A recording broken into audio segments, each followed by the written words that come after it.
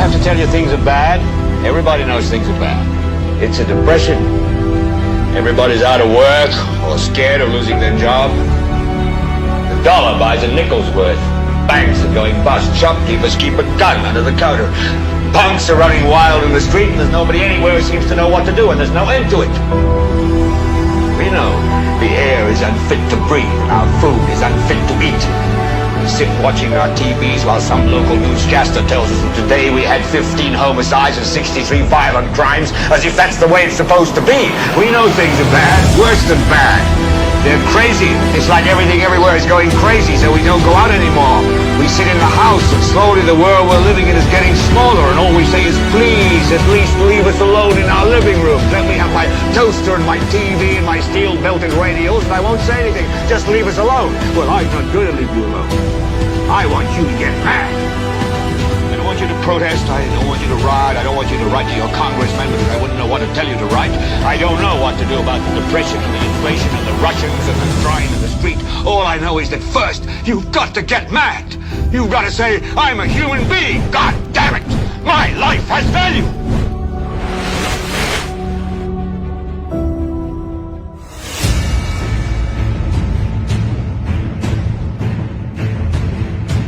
I don't have to tell you things are bad. Everybody knows things are bad. It's a depression. Everybody's out of work or scared of losing their job. The dollar buys a nickel's worth. Banks are going bust. Shopkeepers keep a gun under the counter. Punks are running wild in the street, and there's nobody anywhere who seems to know what to do, and there's no end to it. We know the air is unfit to breathe, and our food is unfit to eat. We sit watching our TVs while some local newscaster tells us that today we had 15 homicides and 63 violent crimes, as if that's the way it's supposed to be. We know things are bad, worse than bad. They're crazy. It's like everything everywhere is going crazy, so we don't go out anymore. We sit in the house, and slowly the world we're living in is getting smaller, and all we say is, please, at least leave us alone in our living room. Let me have my toaster and my TV and my steel-belted radios, and I won't say anything. Just leave us alone. Well, I'm not going to leave you alone. I want you to get mad. I don't want you to protest. I don't want you to riot. I don't want you to write to your congressman because I wouldn't know what to tell you to write. I don't know what to do about the depression and the inflation and the Russians and the crying in the street. All I know is that first, you've got to get mad. You've got to say, I'm a human being. God damn it. My life has value.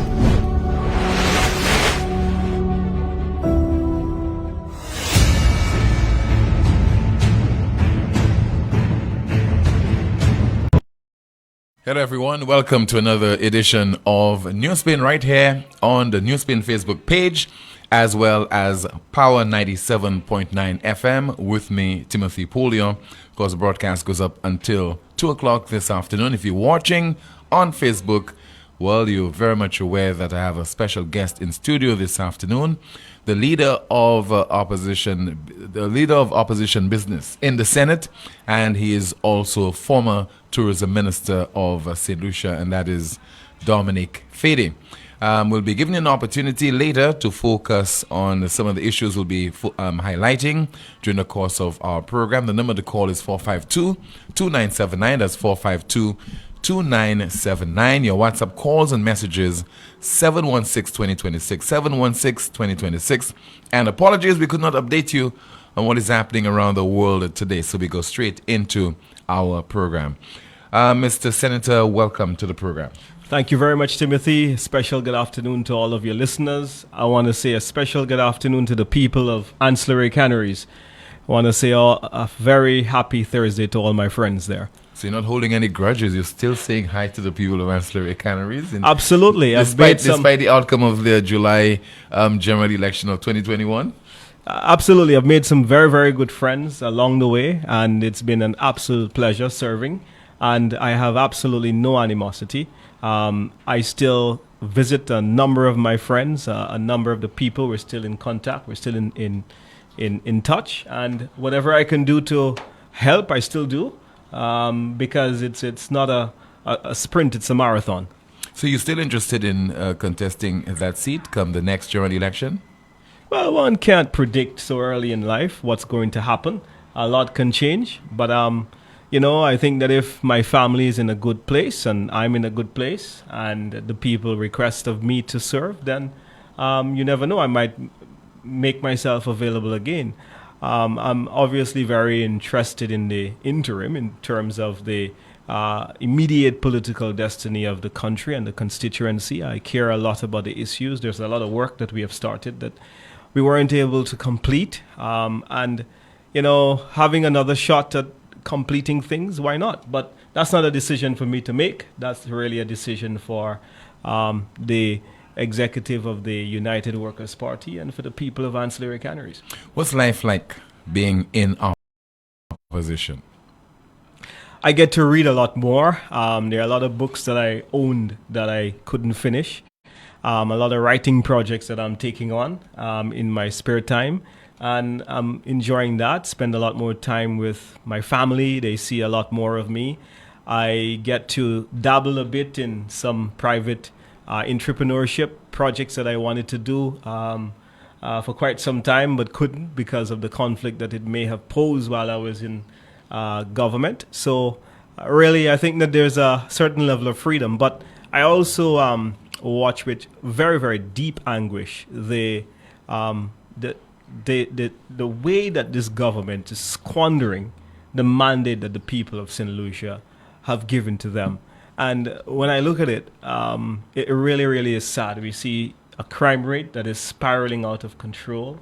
We see an economy where the Minister of Finance and the Prime Minister, he has failed to articulate a comprehensive vision for the direction of the country 7.5 months later. But if I continue, crime has definitely dogged all administrations in St. Lucia. I mean, in a previous time or life, you were a journalist. And I remember you interviewing then Prime Minister Dr. Kenny Anthony so often, and the subject of crime was one of the dominant issues, apart from bananas and tourism and so on, but crime was a major issue. So why do you think that this administration is struggling with crime much the same way the previous administration that you were part of was dogged by crime as well? Well, what is unprecedented now, Tim, is clearly the lack of foresight, the lack of having a handle, or the lack of at least even trying. This government has not taken the command. They have not seemed to have gone ahead of the issues. You haven't heard any serious policy statement about crime other than to blame the police. And I think that the cabinet certainly has to do a lot better than that in terms of articulating a comprehensive strategy as to how they're going to solve this chronic issue.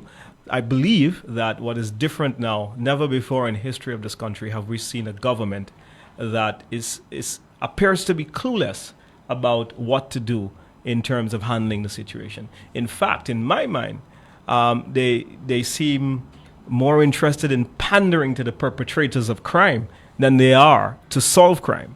And I want to repeat that for emphasis, that they seem to be pandering to the perpetrators of crime rather than trying to solve it. In what way is this being done? Well, I mean, politics takes precedent over very strategic and tactical issues that need to be done. Let's look at, for example, the getting away of the wardens and this whole conversation about moral suasion and expunging the records of people who have committed some very serious crimes in this country. I think really we have to be careful what sort of tone that we set. And if the leadership of the political directorate is going to set such a dangerous tone, then I fundamentally believe that this is going to tie our hands in trying to solve the situation. It certainly is going to make life a lot more difficult to the police, because here is the police trying to get a handle on the situation, but then they're not getting the support from the policymakers by the statements they make, by the policy decisions that they take. I mean, doesn't it strike you as dangerous when a government comes in and the first bill they take to Parliament is to expunge the records of criminals? What does that say to you? Just after general elections, there are so many more important things to do, so many other pressing issues. But the first thing you do, you send a very clear signal to the country. And I think really this is coming back to haunt us. But you, as former tourism minister, when you were responsible for that portfolio, what would normally go through your mind every time you hear that there's been a homicide in St. Lucia, considering that social media is very much alive and people have access to information in any part of the world, and that can reflect badly on St. Lucia's reputation as a tourism destination. How you normally deal with that from the perspective of the island's reputation and the fact that we had those serious crimes occurring? Well, the first thing that came to my mind is the safety of all of us. I thought of the safety of my then constituents. I thought of the safety of my family, myself, my friends, people I care about. This is where we live. This is where we cohabitate. And so, therefore, tourism was the last thing on my mind. I always thought of making St. Lucia a safe place for all of us to live. And then, of course, the ramifications that a spiraling or out of control crime situation would have on an economy whose mainstay is tourism. So naturally, yes, but I think the first thing that I always thought about was us. The tourism industry right now, how you characterize it? Underperforming, really underperforming. I mean, despite the fact that this week we had 5 cruise ships in the harbor, and we continue to hear from the tourism minister that we are seeing significant figures in terms of arrivals and so on, you're still saying that we are underperforming? Underperforming. It sounds strange. But first of all, I must use your show, if you would allow me, to excoriate the minister for being such a hypocrite as it relates to tourism and what needs to be done. Timothy, you would recall that the minister's voice was the loudest you heard calling for our borders to be closed. There was no Delta variant, there was no Omicron variant. We didn't have the number of cases that we did then. When he assumed office, tourism all of a sudden became the panacea for helping to balance the whole issue of lives and livelihood. Now, Timothy, I'm very, very glad that myself and the cabinet of ministers, along with the Prime Minister, did not listen to the current tourism minister and the SLP opposition at the time when we took the bold step to reopen this country. Because what we thought about then, Tim, we thought about 15,000 people being on the breadline. They had lost their jobs. There were another 7,000 who were individuals who were self-employed, vendors, taxi drivers, and a whole host of people who were finding the going very, very, very tough. And so it was out of that we decided that we needed to open this economy, because it would have been even more painful for the people of St. Lucia if we had not addressed the economic issues as well as the health issues. And so why I say to you that it's underperforming, in that we went out, Tim, and we got an unprecedented amount of airlift to come into St. Lucia. Flights that we've never had before. So let me name them for you. So in addition to recovering the flights that we had pre-COVID, we also brought a new flight from Dallas with American Airlines. That had never happened before. A new flight from Chicago with American Airlines. That had never happened before. We brought the JFK flight back from American Airlines. JetBlue was the only carrier flying between St. Lucia and JFK in New York. Mm-hmm. And we brought American Airlines to add some competition on the route, but also to give extra capacity. In addition to that, we had a new JetBlue flight coming out of Newark, New Jersey Airport. Now, we did all of this and set a great foundation for whoever was going to be the Minister of Tourism now.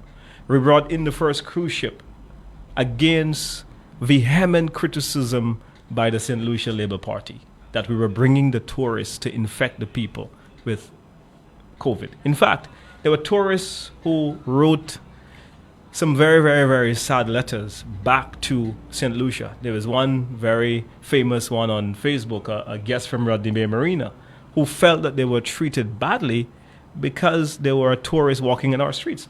So dangerous was the unjustifiable political mischief by the then opposition, who demonized not just the tourism industry, but also tourism investors, who today they rely on to rebuild this economy and to put this country back on a footing where we can create jobs and opportunity for our people, both in terms of employment and for business linkages as well. Now, so for me the saddest thing about this is to watch the tourism minister now parade himself like he's the new champion for tourism. This is absolutely shameful. He should be ashamed of himself.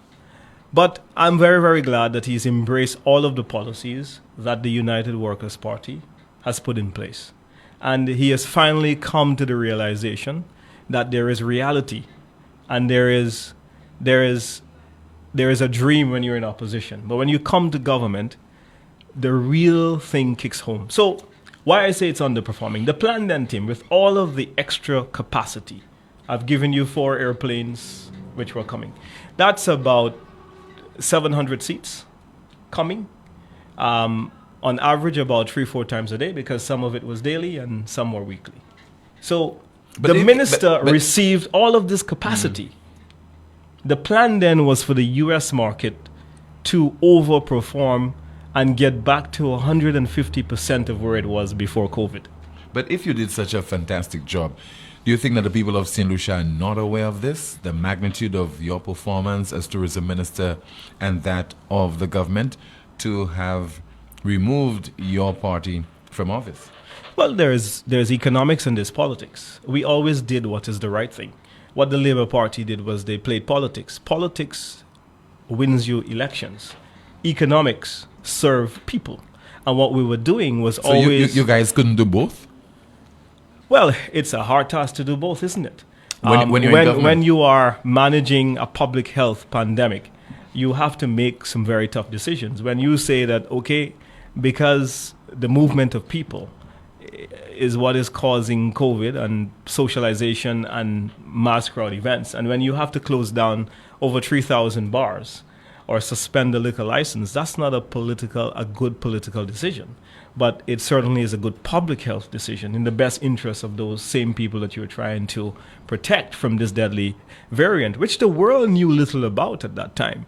So for me, what I'm trying to say to you is that we always ensure that we made the very, very tough decisions, but the right decisions. And sometimes those decisions were costly to you politically. This government is finding that out now. That's why they have made such a mess of the management of COVID. It's been an absolute disaster from front to finish. I mean, every time they've had an outbreak, they have squandered it. They have mismanaged it.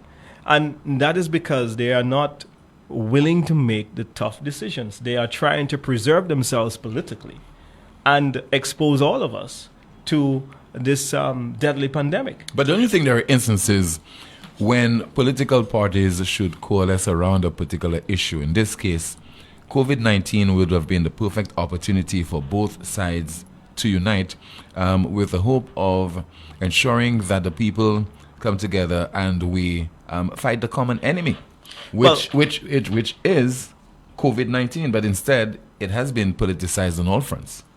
Well, I want to say to you, Tim, that we certainly did everything painstakingly to ensure that we bring the opposition on a table for discussions. In fact, all of our meetings we had at NEMAC, we had representation. We had Joachim, who's now a minister in this cabinet, and we also had the leader of the opposition on many of the calls. And we didn't do anything without that grouping, consulting civil society, consulting the opposition. In fact, with on the issue of reopening the borders, we had an exclusive meeting just for all of the MPs on the opposition side. And there were several other meetings. The opposition on instances chose not to come to some of those meetings. You would remember when we were passing the COVID bill that they chose instead to boycott the Senate so that the legislation to help us manage this deadly virus would not go through the Senate. They went instead and had a irresponsible march in the middle of a pandemic.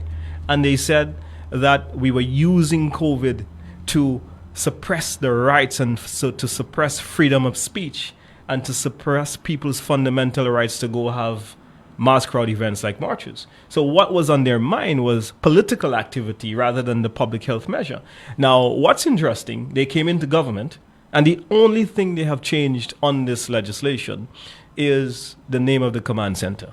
And so instead of being the command center, they changed it to the National COVID Management Center. Now, if in opposition, you felt so strongly about a piece of legislation, and you were of the firm view that this legislation was unconstitutional. In fact, they said they were going to repeal it. Why didn't they? Why come amend the same legislation? So at every turn, you see hypocrisy. The St. Lucia Labour Party, it's hard to keep track of what they really believe because they change like the color of a lizard, right? It's winter, and they change the color of their skin. So therefore, it becomes extremely difficult to know which St. Lucia Labour Party you're really talking about. So is there reason, therefore, to sympathize with the people of St. Lucia when politicians from both sides are behaving in such a manner where, for example, they are just taking positions out of convenience? And now maybe you as, let's put it this way, shadow minister, you feel obligated to attack and criticize the government and the tourism minister on every decision taken? Absolutely not. When it's good, we have said it's good. We have taken a position that we will support the government on issues. In fact, some of the members of our party feel that we are not tough enough on the government. But we've always taken a position that what we need to do is to take responsible viewpoints. But where it is wrong, we have to say it's wrong. And that's what a democracy is all about. And I'm showing you the numbers would clearly indicate that the industry, after gaining significant momentum back in as early as April, May of 2021, and all the hard work that we've put into getting the sector reopened and so on, we can see that it's underperforming now because the U.S. market had to be at 150% of where it was pre-COVID. It had to compensate for the fact that Canada was closed. They are very conservative with their COVID restrictions, and it's been a hindrance to travel for a significant amount of time. In fact, for 90% of the pandemic, and also the Caribbean, and what has happened to Liat, it has lost significant air capacity, and so it's difficult for people to move around, and that has affected our numbers significantly, in addition to the fact that a number of the Caribbean countries, despite there being a bubble, have been largely conservative as it pertains to their own COVID travel restrictions. And so those two things, the airlift capacity, which has decreased significantly, along with the very tight and conservative fiscal, not fiscal, but COVID travel restrictions, have actually contributed to the Caribbean being a very difficult market. So the two markets that are performing now and have really shown that it's open and have created an enabling environment, it would be the United Kingdom, because they have just announced that British people traveling back to the UK, they do not have to have a PCR test going back, and that is a big issue, a big facilitation of people traveling, and in addition to the US, which has been open for the most part of the pandemic. So really and truly, the Dubai trip is ill-conceived. It's misguided. At a time when, do you know in January, Tim, that the load factor to St. Lucia, or the number of airline seats that were filled, they averaged 51, 52%. Now that is underperformance in your winter month, in a peak winter month of January. If you're doing that badly in January, how are you going to do in August? Yeah, but the Dubai trip, wasn't it, well, it would have been planned during the reign of the United Workers' Party administration, and it is aimed at enticing investors to set up shop in St. Lucia. So that will include people who want to set up hotels on the island, maybe high-end guest houses, etc. But you have Invest St. Lucia to deal with that. You also had Export St. Lucia. Now, the tourism ministry is the department that's responsible for driving the business in your economic mainstay, which is tourism. Now, at that time, you also had an airline conference that was taking place. It's called Roots. And this is where all the the decision makers, they come together and they would make decisions on what they're doing about destinations. And if you have the entire Caribbean going to this conference and then you send a very, very, very small delegation and not really profiting from the opportunity that presented itself as a result, then what you're doing is making yourself very uncompetitive, and you're putting yourself in a disadvantageous position. So what I would want to say to you, Tim, is that yes, that is so, but there are other priorities now. The U.S. market is not driving to its full capacity. We need to sustain the air seats that are coming to our destination, because we can lose those air seats. No airline wants to fly an unprofitable route. And if we can't fill up the seats in January, then how are we going to fill it up in the summer months? And that is going to be a very difficult case for us to make to the airline industry going forward. We continue to say that we continue to make reference to the numbers in terms of arrivals, in terms of the number of airline seats that we have at our disposal to have more visitors to our shores. But what does it mean to the people of St. Lucia in terms of benefits? We'll discuss this in just a moment, because Newsspin is brought to you with the very kind compliments of Lazarus Funeral Home. Stay with us. Exceeding your expectations is what we strive for at Lazarus Funeral Home. Losing a loved one isn't something you can foresee. Since the beginning, affordability has been one of our priorities. Every day we're proving that burials don't have to be expensive. If cost is a factor in your time of bereavement, call Lazarus Funeral Home. We have coffins starting at $800 plus taxes. Nothing can cause more disappointment than poor quality. Help us help you keep your last memory of your loved one sacred. Make it special. Make it Lazarus Funeral Home, your friend in a time of need. Located at Bibliotheque Castries at 452-7491 and New Dock Road V4 at 454-6555. French Connection. French Connection. Your Power Weekend Party. Power 97.9 FM.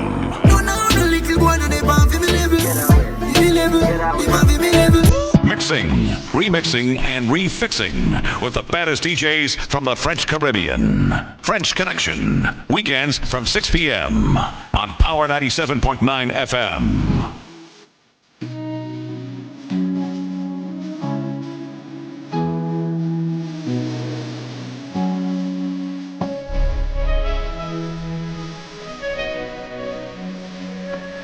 French Connection. To select customers whose accounts are in arrears are encouraged to call or send a WhatsApp message to our credit control section at 728-9752, 728-9754, 728-9755, or 728-9756 to make payment arrangements to settle your arrears. Night Meds is your dependable neighborhood pharmacy. You'll notice that upon entry, you are greeted by caring professional staff, attentive to your every need. Your prescriptions are always treated with a high degree of confidentiality, and we pride ourselves on providing speedy, efficient service. We carry a wide array commonly requested over-the-counter products, and our prices are very competitive. We offer blood pressure testing, blood sugar, and cholesterol testing. We're open to fill your prescriptions Monday to Saturday from 8 a.m. to 8 p.m. Come visit Sadu's gas station on the Miku Highway or call us at 572-6840 or WhatsApp 461-6840 for more information. Night Meds Pharmacy. We are your community med store.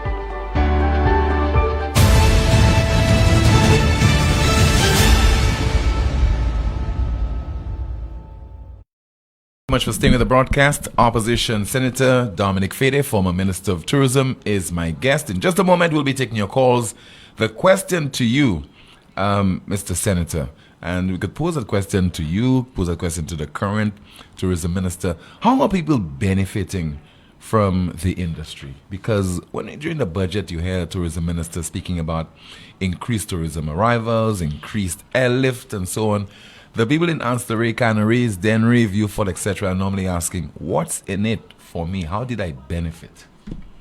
Very good question, which is why we implemented village tourism. But you see, Tim, we've had an issue with statistics and the collection of statistics, which is why while we were in, we made significant headway in implementing the first tourism satellite account report, which would have showed the people very clearly the consumption that takes place from a tourist. So if you look at a job at Lucelec, big consumption of the energy industry would be hotels.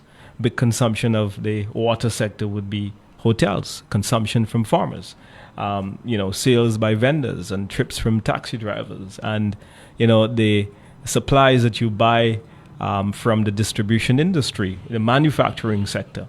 You think of how much hot sauce and think of all the food and beverage products that come from all of the various manufacturers.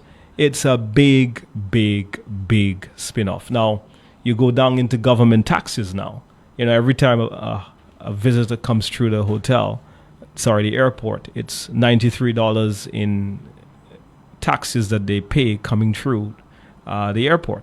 Then they pay a room tax, they pay VAT. The average vacation, I would say it's about $2,000 US. 10% of that goes to the government, which is about $200. So just in terms of government taxes, the average tourist would pay directly to government about $293. $293, then you have to add all the consumption on wines and consumption on liquor and consumption on everything that they consume in the hotel. There's VAT. It is a big number. Now we take these same taxes and we invest in schools, we invest in roads, we invest in bridges, we invest in national security, playing fields, and all of the things that we need in various communities. Now, to have a greater level of ownership and to have St. Lucians to participate at a greater level entrepreneurially, what we did was we implemented the Village Tourism Project. Now, I'm very happy to hear that this administration is going to bring the village tourism legislation to the parliament, and it will have my support because we spend a lot of time doing the consultation, drafting the legislation, setting up the entity that is village tourism, and to really advance it so that we can get a lot of these communities into tourism. In fact, we started in Soufriere. You would see what we have done. It's totally transformed. In Ancillary, there's now a mini hotel that is being constructed as part of that project. There's a restaurant, and then there's the total rehabilitation of the fish fry building.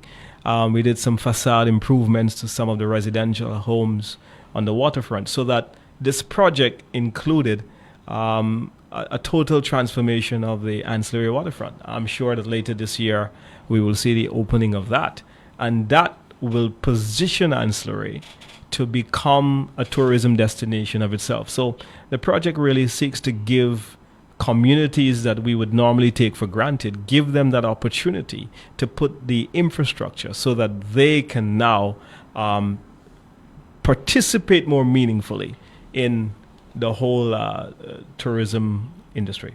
What about the plight of the vendors at the arcade? Because I don't think I've heard from the opposition on this. Almost daily on Newsspin, we're hearing from the president of the Vendors Association, Mr. Peter Ras Isaac, because that facility has not been COVID-19 certified so that they can receive the hundreds of tourists who are visiting St. Lucia right now. So they are not benefiting. And those things, I imagine, they do not put the tourism minister or the government in a good light. And I think if it were the opposition, if the United Workers' Party was in office and was occurring, obviously the same thing would happen to your administration.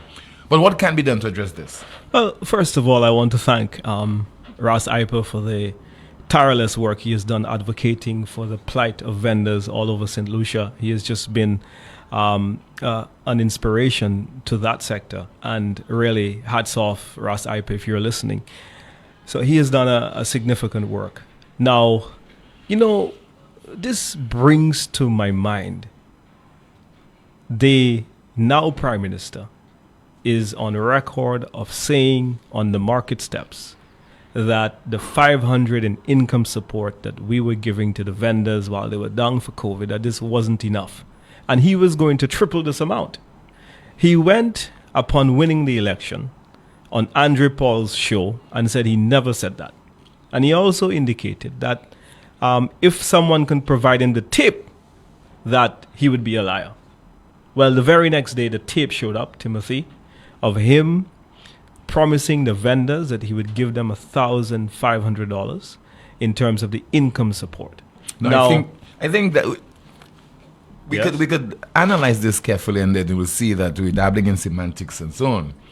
Because what he said was a St. Lucia Labour Party administration would What does would mean? would have given, instead of 500, would have given $1,500. Is not an intent to give you $1,500? Isn't he saying that if he were in that position at that time, that he would be giving $1,500 instead of $500? Well, it didn't take him long. It was just mere weeks after he was in that position. So then what has then changed in a couple weeks is my point. And so when we do this, we really fail the people of St. Lucia. And so, first of all, to answer your question, what needs to be done? There needs to be a consistent narrative as it pertains to the vendors. The cruise season is almost over, and yet the morn lay-by, they're still not open. The building is still dilapidated. So while this government is everywhere playing politics, there's a lot of work to be done so that ordinary people can profit from what is happening in the country. There's no point that you have 4 ships in the harbor and the arcade is still closed. There's no point.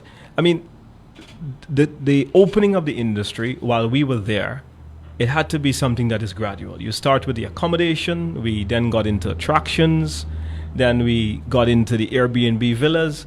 But this administration then had to take the baton and go on and to make the craft market open, to open up the vendors arcade, to open up the Mon Lay-by facility. I mean, we have done most of the hard work. The simplest thing for them to do is to put some protocols and allow the vendors to participate in the economy of this country. I mean, I speak passionately because it is very, very simple to be done. And I cannot understand for the life of me, why is it not done? Let's take your calls right now at 452-2979. 452-2979. Your WhatsApp calls and messages at 716-2026. That's 716-2026. Lots of comments in the chat room. People are going at each other as far as the observations are concerned. And also, the usual debate as to whether the current Prime Minister planned to give the people of St. Lucia $1,500 in income support to counter what was given by or to match what was given by the United Workers' Party of administration of $500. I think we might have a call in line. Do we have? No, we don't. Okay. Let me see if I have a message that I could go through or a comment at this point in time. Somebody says there, can you ask Mr. Fedee if St. Lucia was invited to the Roots Conference in England? If so, when? The world is always invited. This is a staple that happens annually. I've been to it. And, we made a lot of contacts. I think it was there that we met Inter-Caribbean Airlines, which is now traveling to St. Lucia. So we met that link. They are an airline out of Turks and Caicos. And they serve the Northern Caribbean. And it was one of the most successful meetings we had that year in that in very quick time we were able to get that flight to come to St. Lucia. Now. Hold that point, sir. We have a call? Yeah. Yes. Good afternoon to you. Newsspin, you're on the air. Hello? Hello? Okay, we lost the call. So if we didn't go to Roots, Tim, then what would have happened was that we would have missed out on a really good opportunity because all of our Eastern Caribbean competitors were there. making sure that they sell their destination and to make pitches to the airline industry why they need to expand to their destination or to open up new gateways to their destination. We have a call. Good afternoon, Newsspin, you're on the air. Hello. Hello, good afternoon. I suspect something is wrong from our end. We'll try to see if we could rectify it. As we say good afternoon again. Hello. Okay. So why I was saying to you that we were underperforming, Tim, was that the U.S. market has to compensate for the almost closure, or the conservative nature of Canada. And it has to compensate for the Caribbean. It's very important because you need to make up those numbers. Now, losing the Caribbean as a tourism market is affecting a lot of your indigenous hotels. Let's try again. Hello, good afternoon. Okay, we definitely have a slight technical problem. Hello. Hello, good afternoon. Okay, you're saying. Yes. Apologies. So now your indigenous hotels depend on the Caribbean significantly. You know who they are, and they are the big players in regional business. And so you have to find another market to replace that market. Now, don't use statistics. My apologies again. Sure. We have a call. Good afternoon, you're on the air. Hi, good afternoon, Jim. Hi, good afternoon to you, caller. Okay. I would like to address the former minister on something that he said. Go ahead, please. Okay. You remember he said that one of the first things the Labour Party people did was to decriminalize the cases with the COVID breaches, right? Mm-hmm. What can I hear him say that again? Can he explain that a little bit so I can understand what he's trying to say? Well, it wasn't just the COVID breaches I was speaking of. I was also speaking of marijuana offenses. These were expunged from the records. There is something, my name is Myron Joseph. There is something, when he said that, right, it touched a nerve, and I would really like to get you to understand what I'm trying to say. You know, the reason that a lot of these things, like the reason that I'm saying that, right, Royalton, you had a press conference with the Commissioner of Police, you were there, the CMO, everybody was there. Royalton was in breach. You all admitted it. There were no charges. There was nothing being done about it. But you all capitalize and penalize every small person in business, not in business. Chase them down, run them down, and do all kinds of things to us. And look at now what you're trying to say now. So Myron, that's not true. Myron. The Labour Party people might have their fault. Up to now, we're trying to make a case for the tourists. Yes, we need them. We need their monies. We need everything to do with them, and we respect them. But they don't keep you in there. You see, right now, you're on the sideline now, saying everything that you want to say. You tend to forget that you need us. We are all together in this thing together. You all victimize us. Made us become criminals. I became, thanks to the Prime Minister, the case is not done yet, but I'm not facing a criminal record. Can you imagine I have to go to the embassy to renew my visa, and I have a criminal record because of COVID breaches? Have you ever thought of that? What was the nature of your breach, caller? Cockfight. It was a cockfight. Hosting a mass crowd event for a cockfight. I knew I would laugh at that. It's just like you have. No, but I mean that no. But that was that. Yeah, but no. But that was blatant. And if they're saying, the authorities are saying to you that you cannot have mass crowd events. I mean, a cockfight, I think I've been to one. You have a lot of people there shouting and and betting and things of that nature. So Tim, you need to understand. It was a controlled environment whereby everybody had a mask. I asked a police officer who's an inspector, what was the breach? Why was I singly targeted? He said, but I didn't have permission. You could not have. I've never seek permission to have a fight. I would have a Victoria Day, and I would have to seek permission to have a Victoria Day, Juve, and all of these events. But the CMO... and listen to that alone. Considering the nature of the issue, the Ministry of Health, the CMO would not have granted you permission, caller, to do that. Yeah, but here's the other thing. If I was the only one doing it at the time, and I was being punished for it, that was different. But it was being held everywhere. One of the COVID wardens told me that when they came by me was different. Like, it was controlled and everything, and they don't understand why I was pinpointed and targeted. Because when Mr. Fedee used to go and meet with the police and say, we need more arrests, we need to do more this, more that. The thing is that they shoot in a barrel, they're fishing from a barrel. The things that has been done. Look at, for example, right? He's speaking about all these things to do with tourism and stuff. St. Lucia by themselves cannot give each other COVID. We have to get it from somewhere outside. He needs to understand that you need to put St. Lucia first. And you also know that St. Lucians could have brought it into the island from Martinique, all right? Yeah, well, that could have happened as well, but you need to put us first.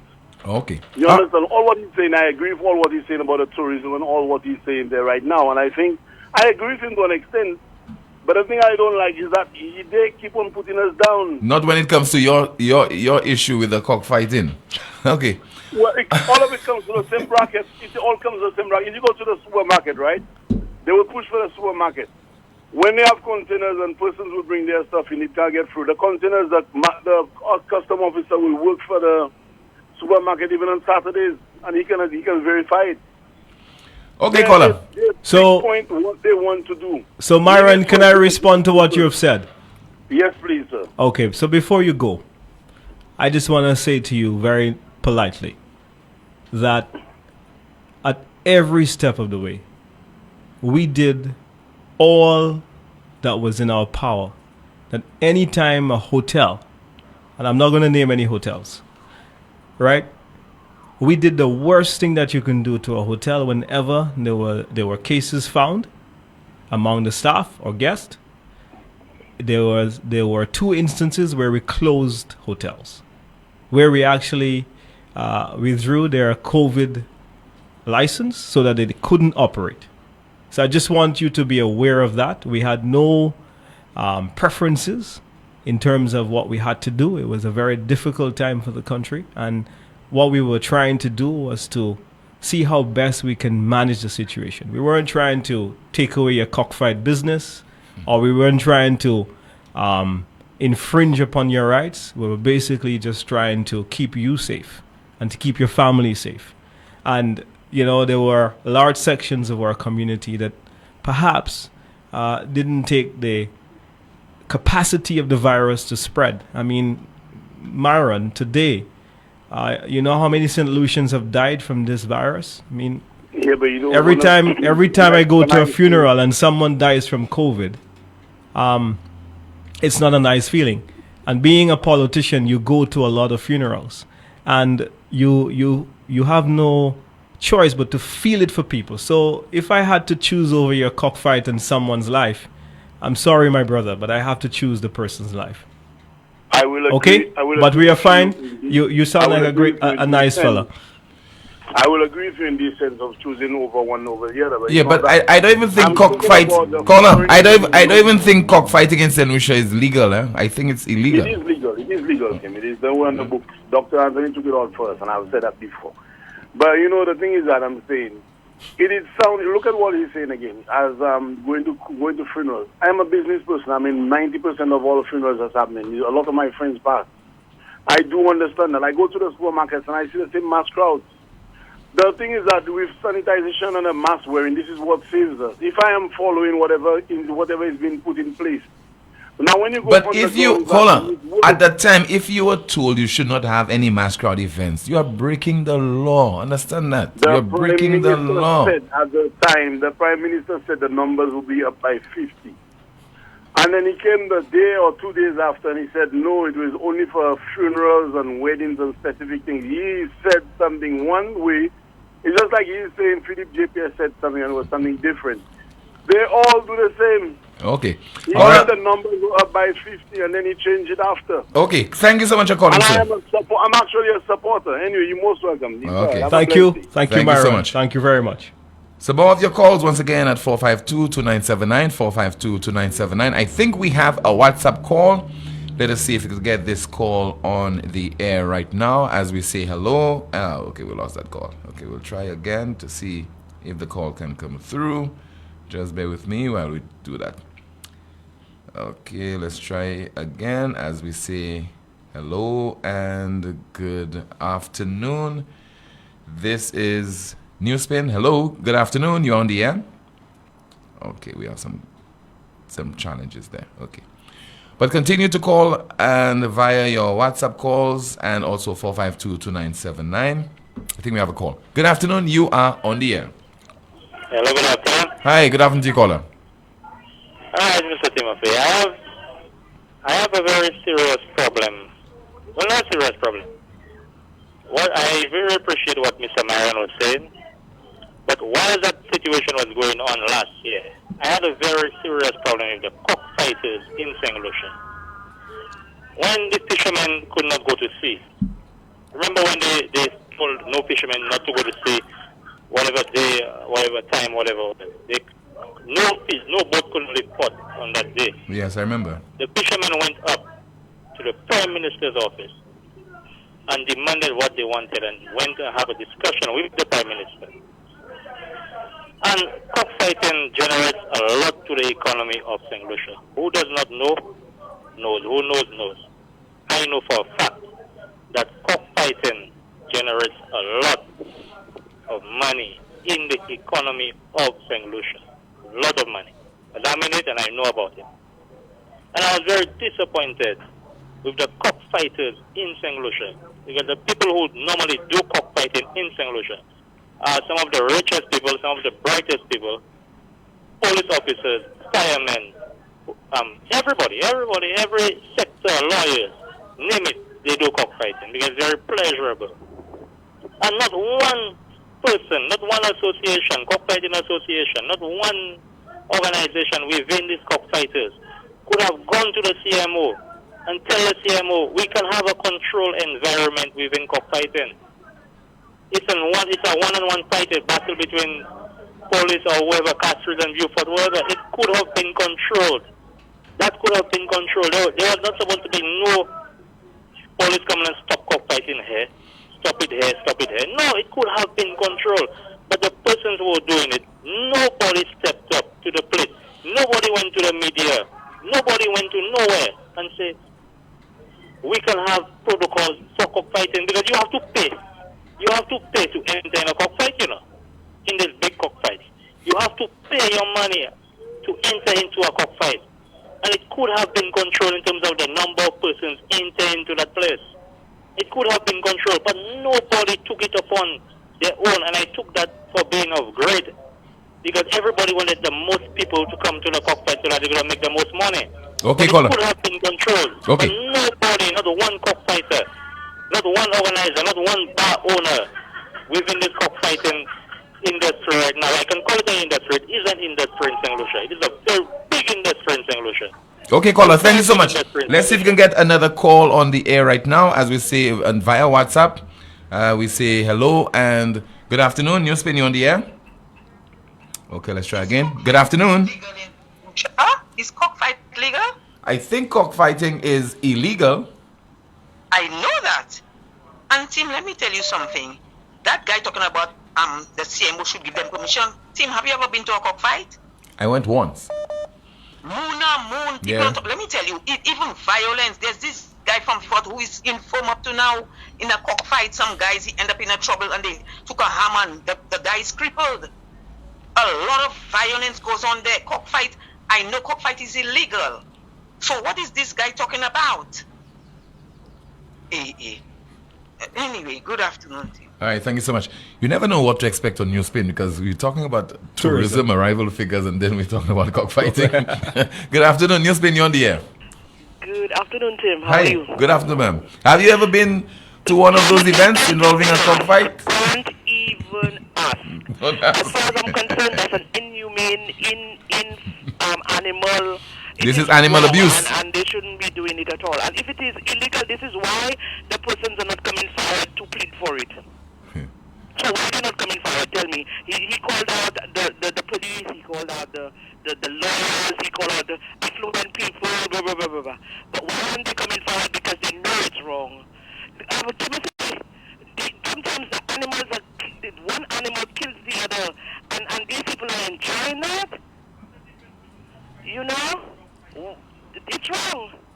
It's wrong. When you see two dogs fighting, do you laugh and joke for that? But they can kill each other? No. No, we don't. No, don't you try to separate them and get them from fighting? Timothy? Yes. So why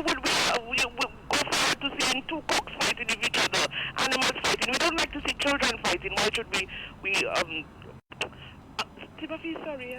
Sorry. Thank you. Actually, I didn't call you for that. Okay, what did you call to say? Timothy, with the tourists coming to St. Lucia, a lot of them tend to venture into areas where they don't know. Sometimes you might see them on the chaussee right up close to Rambali's funeral parlor. And sometimes you may see them, passing through that area. It may not be dangerous for them, but for precautionary measures, you would not advise them to walk these areas. However, yesterday something happened, and Timothy, I was appalled by what happened. I was coming down Darling Road when there was a lady coming up Darling Road. When I looked at her vehicle, I can see it's a hired vehicle. So she does not know the area probably. So I was going close to her to find out, I was telling her to begin with, I was telling her, no, don't come up. You cannot come up. So I went closer to her to tell her what you should do is I will allow you to reverse and then you can turn and go back down. The guy who was behind me in traffic kept on, telling me, go on, you holding me up. Now when he did that, I told the lady, okay, you know what I'll do? I will allow him to pass because he was in a hurry to go. I will allow him to pass and then I will explain to her what to do. Just as I went so that I can allow him to pass, he slows down and tells the lady, you can go up there, and tense, go up there, you can go forward. And so the lady now followed and went up. Timothy, if a vehicle was coming down at a speed, because a lot of people believe it's a one-way, there's nothing coming up. If a vehicle was coming up with a speed, that lady would have been dead. Major accident would have occurred. So I am just appealing to, now that was a young person who did that, huh? It could have been anybody. I'm appealing to persons when these tourists are asking you all for information, for directions, lead them in the right direction. Don't tell them to go places or do things that is wrong. You know, Timothy, what we wouldn't want for ourselves, don't do it to others. Now, I don't think he is aware of him doing wrong, He's just telling her to go to wherever you want in the shortest way, but it could be to her demise. You understand? Mm-hmm. So, Timothy, though they are coming, we should try to keep them on the right path. Okay, Timothy, okay. What I call you for, not no cockfight. Okay, thank you so much. Okay, and we apologize for the poor technical quality of that call. Somebody says there, better signage on the roads would be helpful. Let's see if we can get a WhatsApp call on the air coming from the diaspora as we say hello and good afternoon. Newsspin, you on the air? Good afternoon, Tim. How are you doing? I'm okay, caller. Yes, Good go ahead. Honorable Senator, Honorable Dominic Fedee. How are you doing? Hi, good afternoon to you, sir. How are you?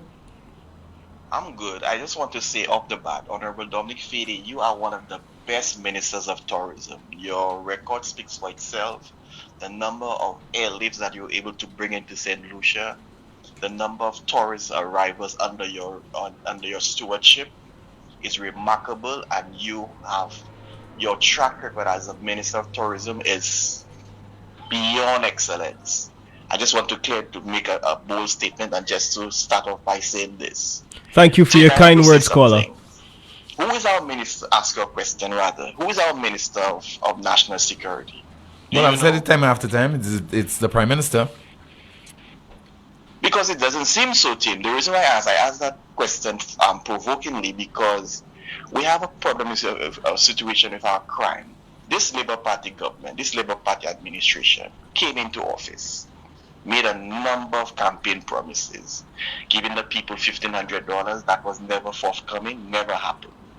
They said they would curb the crime situation, they would provide all sorts of resources for the police force, and likewise, never happened. The police force is more demoralized more than ever. They said they would give people who earn less than $4,000 income tax refunds. Never happened. They said they would modernize the healthcare situation. Never happened. As a matter of fact, they made it worse. As we speak, our healthcare situation in St. Lucia is deplorable. People cannot even access medication at the hospitals. It's a sad situation, sadly to report, Tim, but and to the country. But right now, as we speak, people are literally sleeping on the floor at the hospitals. The nurses and the doctors are demoralized. They're frustrated. They're not getting the resources that they need to do their job. I mean, it's just problems upon problems upon problems with regards to every sector is in a deplorable mess since this Labour Party government came into office from July. And the situation is I asked you about the Minister of National, who's the Minister of National Security, deliberately, like I said, because we have a crime problem. That's one of the problems we have, serious problems in this country. And we're not hearing no definitive plan as to how the government how they intend to tackle the crime situation. People are dying every day by twos and threes and nothing. No reporting, no plan, no definitive statement as to the security of the country, because the security of the country relates to tourism. If the locals cannot feel safe in the country, far less the tourists. Tourism and national security are related sectors. And I want to pose a question to my friend here, Dominic Fedee. Honorable Fedee, I want to ask you a question. When the United Workers' Party came into office, what were some of the initiatives they did to curb the crime situation in terms of national security? Okay, Yes. thank you so much, caller. So first of all, we had to reopen the forensic lab. We also had the CCTV cameras installed. And if you drive along the highways, you would see a lot of cameras now, especially in the north of the island and in the city center of Castries. We intended to go island-wide with this project. We would have done very important work as well in making sure that we buy equipment for the police. There was a morale problem with a number of police officers. And this was largely due sometimes to the facilities in the condition of the police stations. And, our First Lady, the former First Lady, did a significant job with the Make It Happen Foundation. And we raised a lot of money and gave the private sector a great opportunity to help us to beef up those facilities. So if you looked at the police stations now, you would see that we worked assiduously to help to improve the general condition of those stations so that you can help with the morale of the police. The Marine Police would have had some new equipment as well in our time. And generally we sought to equip the police, make it a bit more modernized, and to do our best to see how we can support it. But we were actually dogged by the Leahy Law. You would remember the impacts report and the significant impact it had where you couldn't send police officers to get the necessary training. And so not in every year during our tenure, but we worked assiduously to get that removed, and it was lifted. And I feel that that's a significant milestone in working along, using every single diplomatic channel to allow the U.S. government to convince them that we were taking St. Lucia along a path of transparency and to respect law and order and to improve the human rights situation on the island generally. And that was a significant headway that we made so that the police now can get the training and to buy equipment from the United States of America, which is a major, major breakthrough. We'll continue with more of your calls and WhatsApp messages in just a moment. You are watching Newsspin on our Newsspin Facebook page and also listening to us on Power 97.9 FM. Lazarus's Funeral Home is here for you. Lazarus's Private Cemetery offers a peaceful resting place for your loved ones. With tranquil settings, visitation, and reflection, we believe in the compassionate care of all our departed loved ones. Lazarus's Private Cemetery, let us help you create a final resting place. Make it special. Make it Lazarus's Funeral Home, your friend in a time of need. Payment plans are available for tombs. Call us in Vidbuta at 452-7491 or in New Dock Road, VA4, 454-6555. Guilty Pleasures. Whisper your secret and we'll do the same. Sundays from 4 to 6 p.m. Guilty Pleasures. Only on Power 97.9 FM. Whisper in the dark. Lucelect customers whose accounts are in arrears are encouraged to call or send a WhatsApp message to our credit control section at 728-9752, 728-9754, 728-9755, or 728-9756 to make payment arrangements to settle your arrears. For bill balances, call our automated account inquiry service at 457-4433 and follow the prompts. Use myaccount.lucelect.com to obtain detailed account information and make online bill payments directly to Lucelect via debit or credit card or through your bank. Select the option to receive monthly bills via email. Customers can also pay bills through Shopee's online or walk-in service. Patrice again. I go drink blue water and mind my business. I go drink blue water and mind my business. Who me? I only drink one brand. Blue water inside the house and the van. When I need to hydrate, I drink blue water. I'm feeling great. When you see we out on the road and we going hard, take a sip of blue water. That's the #1 brand. Drink blue water and mind my business. I go drink blue water and mind my business. Me and you join in the blue water crew. The taste, the vibe, blue water is the truth. When the hot sun come, I drink blue water to cool me down. When you see we out on the road and we going hard, take a sip of blue water. That's the #1. I go drink blue water and mind my business.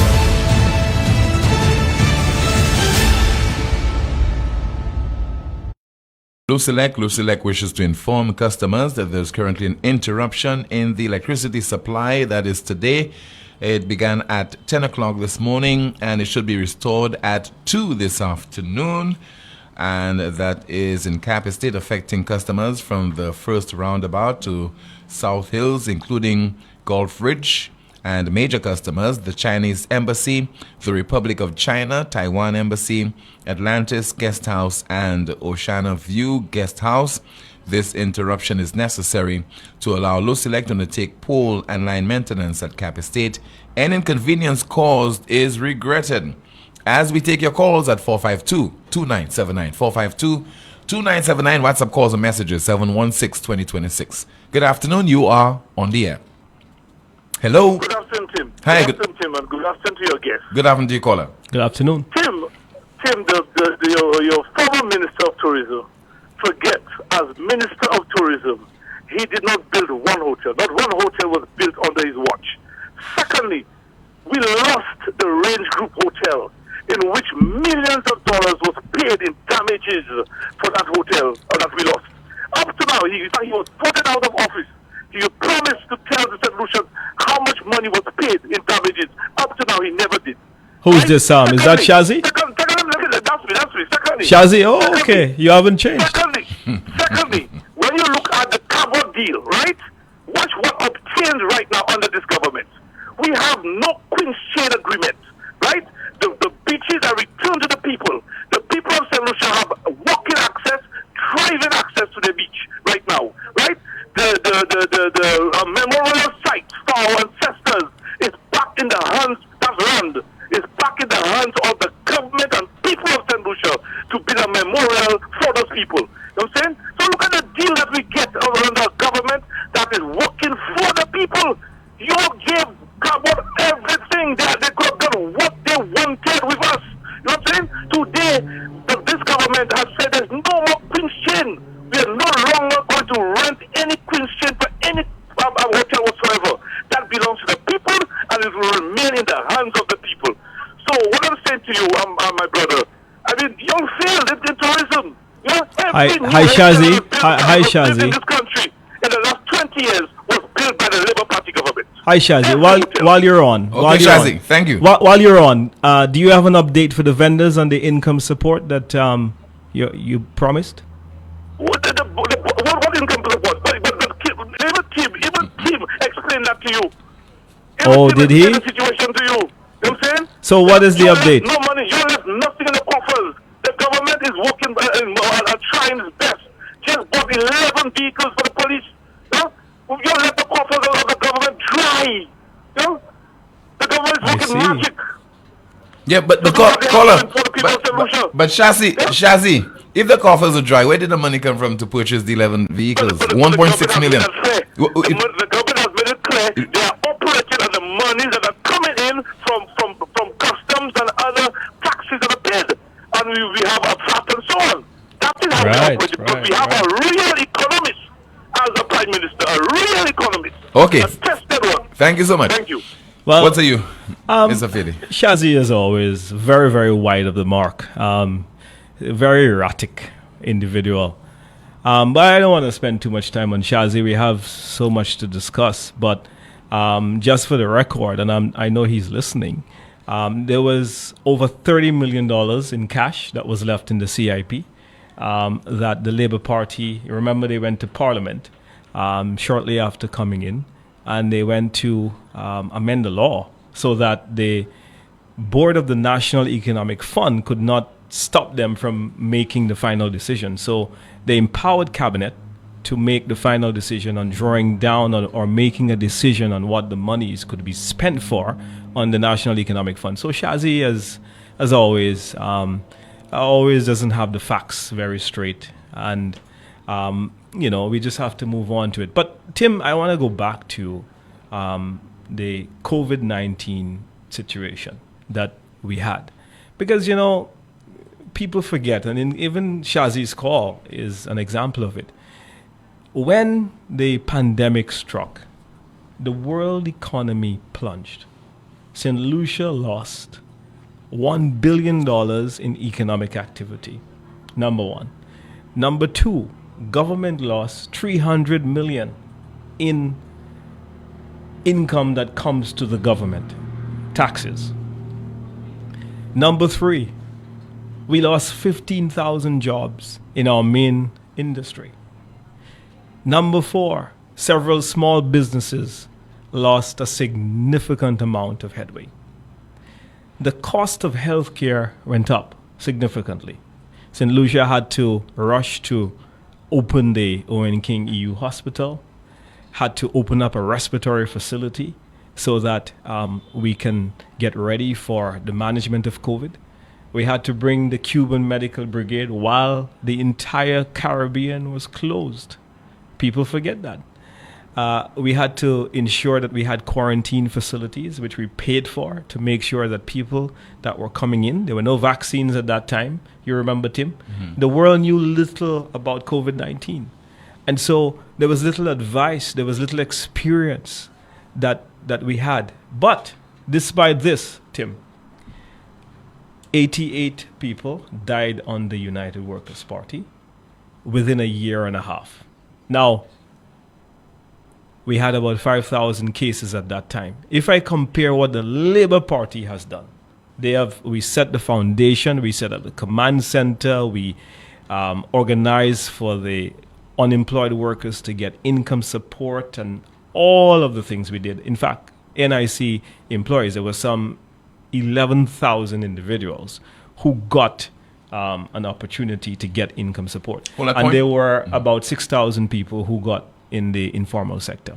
When you compare what the Labour Party has done, in a year and a half, over 400 people have died under their watch of COVID. We set not over 400. I think it's now gotten to 400. Yeah. So the difference between 88 and 400. Yeah. So, and then 12,000 cases. I mean, it's very, very clear. And it's not even a year of their tenure. Let's go to a WhatsApp call. So therefore, they have squandered the great foundation we have set for them. Okay, we have a WhatsApp call. Let me turn my attention to that call right now as we say hello. Good afternoon. You on the air? Good day, Tim. Yes, good afternoon, caller. Yes, sir. I'm listening to your guest. And I am just curious to try to figure out what exactly is his objective on the show. I mean, I know Newsspin is supposed to be a neutral show where... No, hold on, caller, hold on. Are you taking some issue with something that he said? I will not directly comment. No. You have to directly. Caller, if you're going to take him to task on an issue, that's to be on the basis of something that he said. Okay, fine. Well, let me take him to task on an issue. Mm-hmm. I find it very interesting that the government has not taken a loan yet. to run the operations of the government. That's not true. I want him to respond to that. Parliament, and why is that? caller, that's not true. At the last sitting of Parliament, I think you need to get your facts straight, caller. The last sitting of Parliament, the government borrowed money in the millions. And if you check the order paper of the Parliament, if you look at the Gazette, you will see that the government did borrow money. Okay? In the millions of US dollars. So this whole issue of borrowing, and the United Workers' Party will be doing a lot of education on it. It's been propaganda more than anything else. The facts will come out. And you will see that the Labour Party, without COVID, between its tenure from 2011 and 2016, have borrowed over $700 million, an increase in the debt. And the source for this is the Social Economic Review. And then compare what the United Workers' Party has done with COVID, with one of the worst economic crises that the world has seen since the Great Depression of the 1930s. That our borrowing from 2016 to 2019, there's only a $733 million difference. And so, therefore, who has done the better job? Now, we will do the education. If we look at bonds and treasury bills, short-term debt versus the long-term debt, okay, you would see that the Labour Party has actually doubled what we have done in bonds and treasury bills for that same period. It came from about 451 million and it went to over $950 million borrowed in short-term debt. That is just on bonds. And if I give you the number for the treasury bills, you will see that they have actually handcuffed this economy. The difference, Tim, is that when you get a loan from the IMF or from the World Bank or from OPEC or from an international institution or a bilateral government, the loan would be a longer term loan. It would have a moratorium. The interest rate would be normal. If we look at interest rate payments under the Labour Party, you would see there's a spiraling increase, budget after budget, in terms of the interest rates. If you look at economic GDP performance, you would see that the Labour Party couldn't get this economy growing. Consecutive years of negative growth in their tenure from 2011 to 2016. The records are there. And we will be doing a lot more education to ensure that a lot of the notions and a lot of the propaganda, we will debunk them. Because it is time that the people of St. Lucia are exposed to the truth as it relates to economic performance. The economy today has actually grown by 6.9%, says the CDB. And Tim, we had a projection of 7.4%. Now, when you look at countries in the Caribbean and in the region, their projections versus their GDP growth, you would see that St. Lucia has outperformed all of them in terms of our economic performance. And that is because we went out courageously to recover this economy, to make sure that we strike the balance between managing a very difficult pandemic which affected the world, both developing and developed countries, as well as ensuring that we generate jobs for the people of St. Lucia within that very difficult time for our country. So it wasn't an easy task. In fact, all of the hard work is done. And all the Labour Party has to do is to coast and to cruise and to just ensure that they implement the policies that we've already set, and this economy will take off. But instead, what they do is that they're closing projects, they're victimizing contractors, they're victimizing construction workers, and they're slowing the economy down. The construction industry, Tim, was brought in because we recognize that there were other sectors that could not have heightened activity at that time. And so what we needed to do was to find a cushion for the economic contraction that was taking place, no doubt because of the pandemic, which was having an untold effect on the world economy. And so therefore, by stopping these projects, they have really slowed down things. Now, we would have had a growth closer to 10% if the Labour Party had not stopped a lot of these projects. And so I am very proud of what our administration has done. I'm very proud of the leadership that our former Prime Minister brought to the table, Honorable Alan Chasney. And I'm very proud to have served under the United Workers' Party administration under that time. We accomplished some glorious things. Okay, we have a WhatsApp call. I'm very proud of our record. WhatsApp call. Let me see if I could go through this call right now. Good afternoon. You're on the air. Greetings, Mr. Timothy Poleon. Same to you, ma'am. Good afternoon. Yes, greetings to you, Mr. Fedee. Hi there. Greetings to you, ma'am. A very enthusiastic caller. Wonderful. Thank you for coming out and speaking to us today. Thank you for a beautiful program as well, Tim. Tim, I have to laugh at your caller before the last one, Shazi. He said that Philip J. Pierre is an economist. We have the best. I'm just going to let this slide here. This is very funny. I mean, even if you want to give a guy some accolades, like don't go down there. Don't go down there, the bottom of the barrel. Okay, I want to ask Shazi a question. Since he said that there was no money in the COFOR, in the treasury, there was no money. The United Workers' Party left the country broke, according to them, right? I want to know why that they didn't postpone the trip to Dubai and the many trips that they've taken on behalf of the taxpayers and ask for a refund for all of these trips and stay right there in St. Lucia and do Zoom calls if the country is so broke. And he keeps talking about buying 11 vehicles. Let me tell you something, Shazi. That is Philip J. Pierre's right to buy vehicles for the police officers in this country. But buying vehicles does not mean this is a solution to solving crime. So, Shazi, get your facts straight. Even if you might be strong into your politics, because I suspect you're politically blind and color blinded. So please, when you're going to come and attack people and talk about that St. Lucia was broke, I think you need to go and sit down with your Minister of Finance, which is the same economist, Philip J. Pierre, and ask him, is it true that the country was really broke? What about the monies that Philip J. Pierre have been receiving for the vaccines that all of them claim that Chasney gave away, the $7.3 million.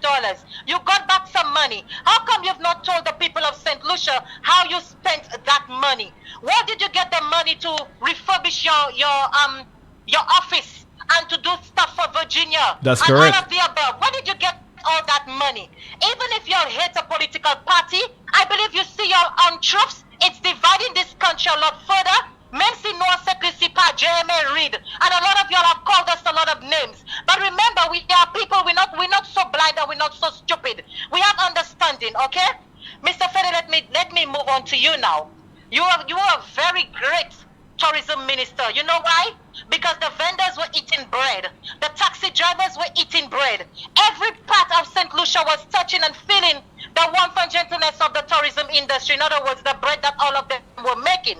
But today, Mr. Fedee, I want you to tell me something, please. What would your government have done differently to help the vendors in this country that relies heavily on tourism? Seeing all these cruise ships coming in and all the vendors are like, I like to say zongshe, it's not an insult. It's like people just being by the roadside with no value. All the goods there and they're not selling.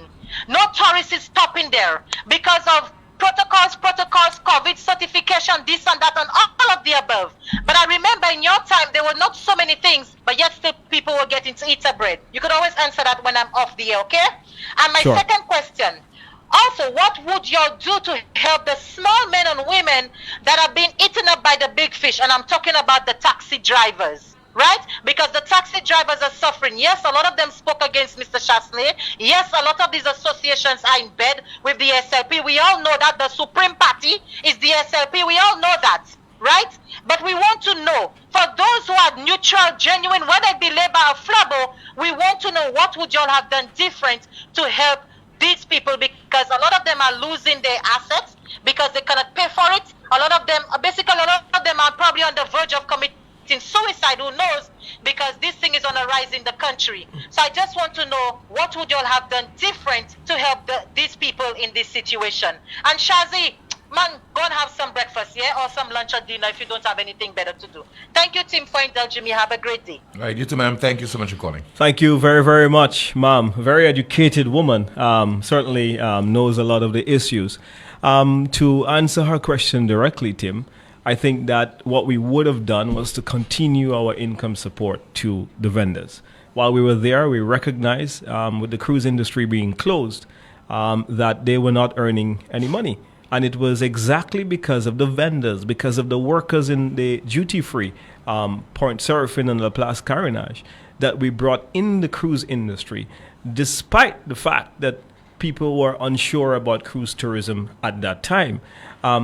We also started a project where we were training the vendors to make sure that their price points and their products could be improved. This was under a project called the OECS Tourism Competitive Project.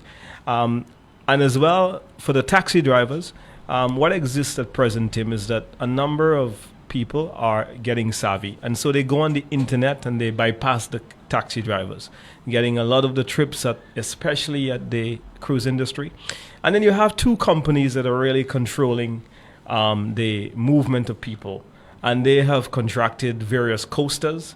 These two companies are on the tour desk of the cruise ship.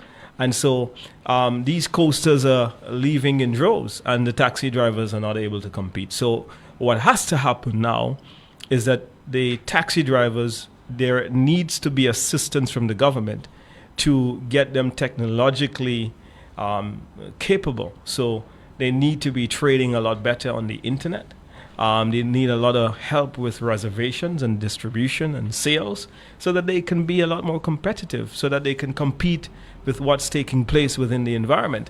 But I do agree with the caller that it is a very, very chronic situation, and it is very urgent, and we must deal with that soon if we're going to allow for more people to benefit from the industry. Okay, I think we have a final call, and then you'll have the final word. Yeah, but I just cannot understand why that we haven't opened up the arcade and open up for the vendors to participate. It is as simple as bringing some protocols that we can work with.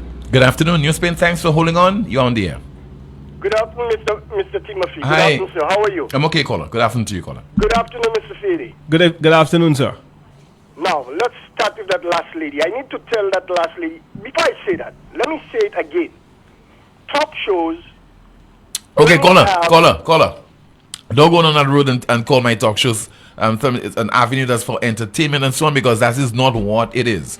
Call the other, go and call the other talk shows. Hold on. Go and call the other talk shows that are trying to compete with Newsspin and tell them that, not Newsspin. Newsspin is not about entertainment. Let's this last caller of yours, for her to be laughing at the Honorable Philip J. Pierre, whose name is at Caville campus as an honorary student in economics. She need to come and visit Barbados. She need to come to Caville. Now let me have a few questions here with Mr. Fedee. Mr. Fedee, are you ready for me, sir? Absolutely. Let's go. All right. First question: how many American tourists do you need to compensate for one European tourist?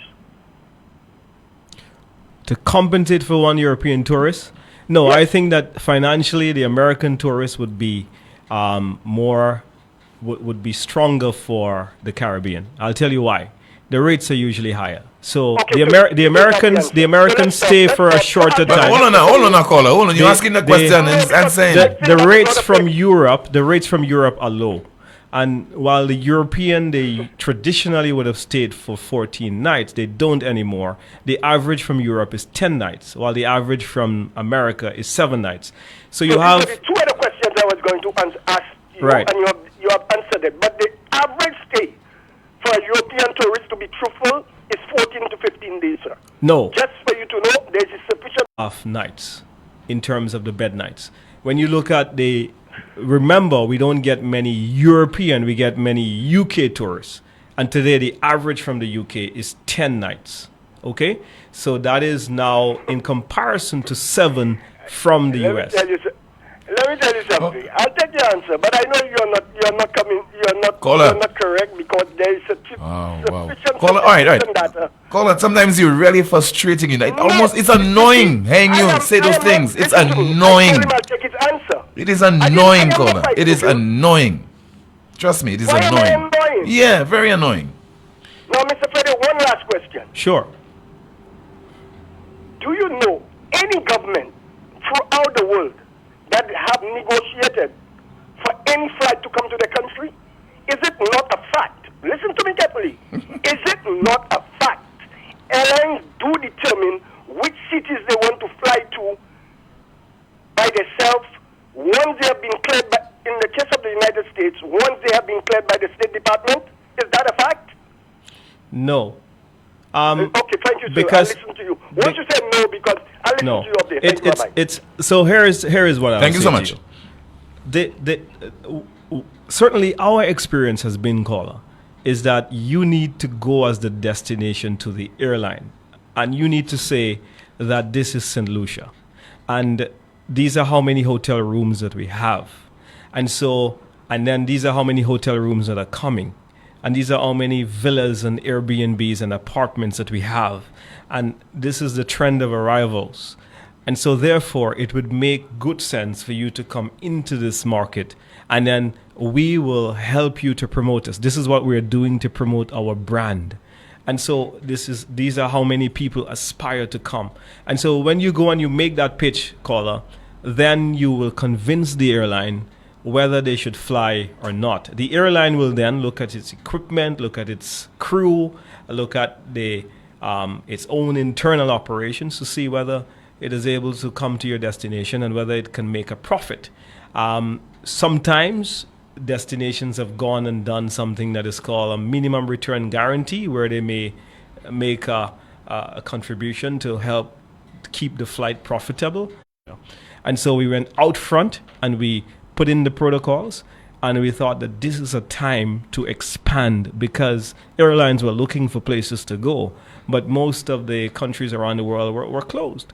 But if we can open and be among the first in the Caribbean to open, then we would have had that advantage. And that's exactly what we did. And so today you can see the results. You see that there's a new flight from Dallas, there's a new flight from Chicago, there's a new flight returning American Airlines from JFK, and then JetBlue is flying from New Jersey for the very first time. We'll take a final call via WhatsApp as we say hello and good afternoon to you. This is Newsspin, you are on the air. Hello. Good afternoon, Tim. Hi, good afternoon. Quick contribution, caller. Yes, very quick. Good afternoon, Mr. Fedee. Good afternoon. The caller before said about one of your callers telling her that she needs to come up to Barbados to know about Pierre and his economics, his degree. But I will tell him, not because you have a degree, that means you can work. He needs to come in Castries East and walk around and see the work of the man he's defending with the degree. Okay? Come Castries East. You don't need to go to Barbados. Walk in Castries East and tell me the performance of that person that have that degree holding. Thank you. All right, ma'am. Thank you so much. Final comments from you, Mr. Opposition Senator. Thank you, Tim, for having me on your show. Thanks to all of your callers and for all of the people who are listening. It is indeed a defining moment in our country's history. At a time when we have a new government, and so far they have failed to articulate a position, a direction for solving the various issues that confront us at this time. Spiraling crime rate, an economy that is no doubt with its many challenges, the COVID-19 crisis that is looming over our heads. And so right now, it is all of us now needing to make our collective voices heard so that we can demand better, because we know better. We know governance when we see it. We must raise our voices against victimization. We must raise our voices against anything that is undemocratic. We must raise our voices against corruption when we see it, so that we can ensure we preserve the fortunes of St. Lucia for the greater good of us, for our children and their children, and many generations to follow. So again, thank you, Tim, and thank you to your listeners and your callers for participating in this wonderful show this afternoon. Thank you. Thank you so much, Opposition Senator and Leader of Business in the Opposition Senate, Mr. Dominic Fedee, former MP for Ancillary Canneries and also former Tourism Minister. And to you, thank you so much for tolerating me, tolerating the callers to the broadcast and listening, and also watching on our Newsspin Facebook page. My name is Timothy Poleon. We'll be back tomorrow afternoon, same time, 12:30. Goodbye. I don't have to tell you things are bad. Everybody knows things are bad. It's a depression. Everybody's out of work or scared of losing their job. The dollar buys a nickel's worth. Banks are going bust. Shopkeepers keep a gun under the counter. Punks are running wild in the street, and there's nobody anywhere who seems to know what to do, and there's no end to it. We know the air is unfit to breathe, and our food is unfit to eat. We sit watching our TVs while some local newscaster tells us that today we had 15 homicides and 63 violent crimes, as if that's the way it's supposed to be. We know things are bad, worse than bad. They're crazy. It's like everything everywhere is going crazy, so we don't go out anymore.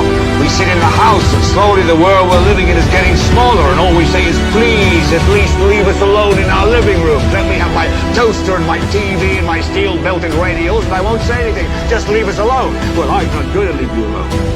I want you to get mad. I don't want you to protest. I don't want you to riot. I don't want you to write to your congressman because I wouldn't know what to tell you to write. I don't know what to do about the depression and the inflation and the Russians and the crying in the street. All I know is that first, you've got to get mad.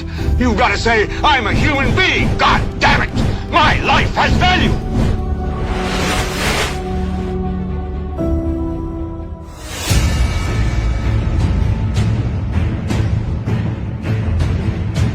I don't have to tell you things are bad. Everybody knows things are bad. It's a depression. Everybody's out of work or scared of losing their job. The dollar buys a nickel's worth. Banks are going bust. Shopkeepers keep a gun under the counter. Punks are running wild in the street, and there's nobody anywhere who seems to know what to do, and there's no end to it. We know the air is unfit to breathe, and our food is unfit to eat. We sit watching our TVs while some local newscaster tells